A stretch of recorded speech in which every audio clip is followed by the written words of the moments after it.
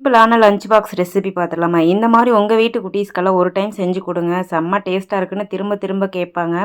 கண்டிப்பாக நீங்கள் ட்ரை பண்ணிவிட்டு எனக்கு கமெண்ட் பண்ணுங்கள். இப்போ நான் ஒரு குக்கர் வச்சுட்டு 2 ஸ்பூன் அளவுக்கு எண்ணெய், 1/2 ஸ்பூன் நெய், பிரியாணி ஸ்பைசஸ்லாம் போட்டு பொரிஞ்சு வந்தோடனே 2 மீடியம் சைஸ் பெரிய வெங்காயம், 3 பச்சை மிளகாய் எண்ணெயில் போட்டு நல்லா வதக்கி விட்டுட்டு ஒரு 1/2 ஸ்பூன் இஞ்சி பூண்டு பேஸ்ட்டு, அதையும் எண்ணெயில் பச்சை வாசனை போன பின்னாடி ஒரு 3 தக்காளி.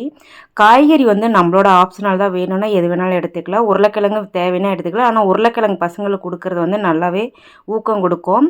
ஸோ நான் கேரட்டு, பீன்ஸு, உருளைக்கிழங்கு இது 3ஐயும் போட்டு எண்ணெயில் மிக்ஸ் பண்ணிவிட்டு நான் வந்து ஒரு 1/2 முட்டைக்கோஸ் எடுத்து அதை நான் வந்து பீட்ரூட் சீவி அதையும் போட்டு ஒரு மிக்ஸ் பண்ணி விட்டுட்டு மல்லி இலை தூவிட்டு 1 ஸ்பூன் அளவுக்கு உப்பு அதையும் சேர்த்திட்டு உப்பு காரெல்லாம் கரெக்டாக இருக்கான்னு செக் பண்ணிக்கோங்க. இப்போ நம்ம சேல் பண்ணுற பிரியாணி மசாலா 1 ஸ்பூனை நான் உள்ள ஆட் பண்ணியிருக்கேன். நான் பாசுமதி அரிசி பார்த்தீங்கன்னா ஒரு அரை மணி நேரத்துக்கு முன்னாடி 1 டம்ளர் போட்டு ஊற வச்சுட்டேன். 1 டம்ளருக்கு 1 1/4 டம்ளர் தண்ணி எடுங்க, கரெக்டாக இருக்கும். இந்த பதம் வந்த உடனே நம்ம குக்கர் மூடியை போட்டு லோ ஃப்ளேமில் வச்சுட்டு நம்ம விசிலெல்லாம் விட வேண்டாம்.